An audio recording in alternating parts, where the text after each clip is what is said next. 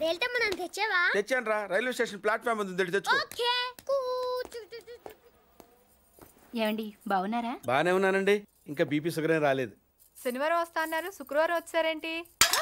ఇచ్చే స్టేషన్ లో పడుకొని రేపు పొద్దున్నే వస్తాను. అయ్యో నా ఉద్దేశం అది కాదండి. చేయి.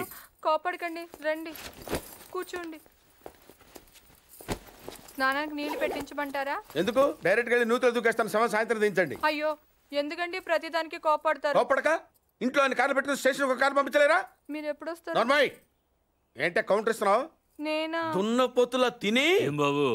అయ్యో మావయ్య ఎప్పుడు రావడం? ఇప్పుడే వచ్చాను మావయ్య.